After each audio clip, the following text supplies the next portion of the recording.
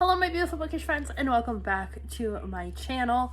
So today I'm doing the mid-year book Freakout tag. I do this every year and I think I'm a little late putting it up this year. I'm not sure. Some people wait till the end of the month and they think that's halfway through the year. Some people say the beginning. I don't know. But I have all of our questions here and all of the books that correspond. So let's get started. The first one is, what is your best book of the year so far? This was a hard choice because I do tend to have a lot of 5 stars.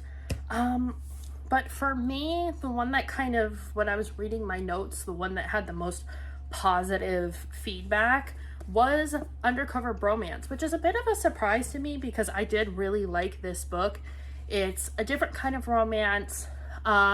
It's funny, but there's a bit of suspense. It's a bit more serious at times, and that's not usually my favorite kind of romance. But this one, truly, I flew through. It is one of the few romances this year that I've sat down and read in like a day or two. So yeah, I'm giving it up to Undercover Bromance, and I have the rest of the series except the Christmas one. But this one this is like Braden Mack, who's known for like dating all these women in Nashville. He's a restaurateur. He's, a very prominent figure. And he starts dating the sister from the first book from the Bromance Book Club. And he's kind of the one that's a bit more open about reading the romances. He's not as shy about them. So I think I just really liked his character. I like their repartee. And yeah, I think this one, it makes me want to read the rest of the series, but for some reason it also makes me weary of if the third book will suit my taste like this one did. The next question is, what was your favorite sequel? I know I'm in the minority on this one. A lot of people don't really like this series. I can't tell you why, but that was Kingdom of the Feared. This was the last book in Carrie Maniscalco's Kingdom of the Wicked series. I annotated this on the first read and I thought it was just perfect. I mean, the first 3 chapters, I would say, were the perfect lead-in and revealed a lot and got you going, and the relationship developed beautifully. And plus, this is the first book that I've annotated that the tabs all are color coordinated to the cover of the book. So this one was amazing and beautiful and visual and very much like Caraval, where it's lyrical and kind of purple prosy and very visual. So yeah, I loved it, and I just love the covers of these. This is the Barnes & Noble exclusive edition. Next is your favorite reread of the year, which this year has been like the year of the reread for me. I've been going back. I reread I think I reread Did I reread Kingdom of the Wicked again? No, but I reread Kingdom of the Cursed.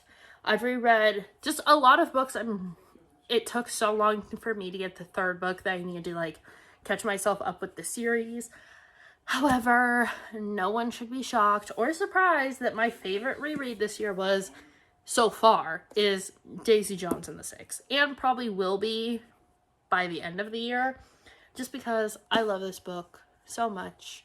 It makes me love reading. It makes me want to read more historical fiction. The show came out this year and I still love it dearly. It's like my favorite show of the year.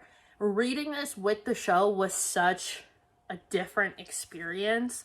I truly fell in love with this all over again. And I know they were different, but they were different but the same. I don't know. I fell in love with it.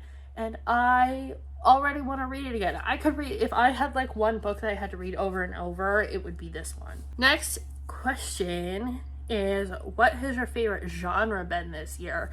I have 2 answers for this. I went by my Caw Pile stats of what I have read the most, and then I have done like my choice, like what books I'm finding I like the most. So Caw Pile says my favorite genre this year is fantasy because I've read 11 fantasy books. I say it's romance because it's always romance, and I've read 9 romances, so they're not that far apart. I'm finding that I'm reading more fantasy that leads into romance or romance that leads into fantasy. Like, I have a bit more crossover happening with a lot of my books, which is fun, and it makes it a nightmare to organize because I go by genre, but I am loving what I'm reading. That's what's most important. Biggest disappointment is the London Seance Society. A lot of people really love this book. They're the same people that loved The Lost Apothecary, and I hated The Lost Apothecary. I DNF'd it and then went back and finished it. With this, I DNF'd it and did not go back and finish it. For me, the book, everything was just too convenient, too convoluted. The twists were not twisting for me. Like, I kind of figured out from like the first 6 chapters. I was like, this is what's going on. This is what's happening. Da, da, da, da. Like, it was not entertaining for me. So, very disappointed in that because I really loved the cover and wanted to keep it. But I'm not keeping books that I won't read on my shelves. So, it is listed on my Pango if you want it. New favorite author. I usually don't really pay attention to how much I read from one author or another, but I looked at Compile. My most read author of the year so far is Serena Valentino. She writes these now. I haven't read this one yet, but these are the like Disney villains, little short books. I have a bunch of them. I need to really finish this series, but I took a break because I had been reading them like a lot. It was like all I was reading, and I wanted to change things up.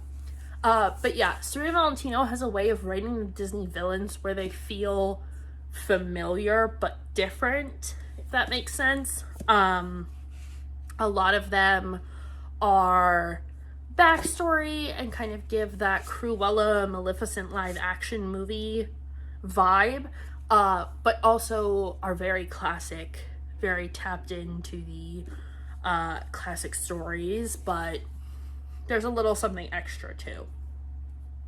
So, love her writing. We'll continue to collect her works.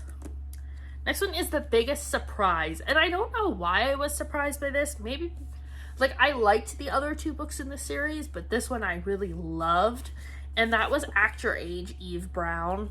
I thought this was just gonna kind of fall in line with the other books, and it does. But to me, this one was a lot, it may be longer than the other ones, I don't know. The character development seemed a lot better in this one. I think I liked Eve kind of coming into her own and realizing that she is also on the spectrum and not needing a diagnosis to feel validated in that. I thought that was a very interesting point of view. So Talia Hibbert is a great author, and I'm very excited to get more of her books that aren't the Brown Sisters series. But yeah, this one really caught my attention. Fictional crushes. So I just made a TikTok about this, about my favorite fictional men. I have 2 this year, from just specifically from what I've read this year. Wrath from Kingdom of the Wicked, Feared and Cursed. I mean, hello. A demon prince of hell should not be allowed to be that charming. I'm just saying. Also, the way he just, like, gives her all these beautiful gowns, and they're all, like, black and gold and very much, in my brain, match my aesthetic. Now, someone else may think that they look totally different than described, but, like, by the fan art I've seen, it's beautiful. And I'm like, when will it be my turn? Also, Callan from the Bone Witch series. I reread this year. And Callan is just so wonderful. He is so grumpy, and you hate him so much in the first book. And then you just realize, like, they're gonna fall in love with each other. And it's so good when they do. I love, love, love it. Next one is the most beautiful books you've gotten this year. This was such an easy one. I've already shown these off, but I'm gonna show you again because they're gorgeous. The From Blood and Ash, I want to say Bookish Box collection, the first 3 in the trilogy. So From Blood and Ash, King of Flesh and Fire, and the Crown of Gilded Bones. They all make this picture on the side. They all have different sprayed edges. Let me stack them so you can see. which are the only books I have that have sprayed edges. Gorgeous. And the gorgeous covers. I think this one's my favorite. And voila, there they are. And then they have, oh yeah, the end papers are also cool. I forget these are signed too. They all are embossed when you take off the dust jacket. They're these really beautiful embossings. The end papers have a different pattern than the sprayed edges. And then if you very carefully open it, you can see they are signed. So I think they're so pretty. And the insides of all the dust jackets have artwork. So I don't think you can reverse them. I mean, I guess you could if you wanted to, but you don't have to. Still, what is the next question? Yeah, but these are the most pretty books I've bought so far this year. What is my favorite video been? I haven't made enough book talk videos this year to even answer this question, so I'll just say book hauls because it means I get more books. And finally, favorite book community members. This is such an easy choice. Olivia Reads a Latte and G from Book Roast.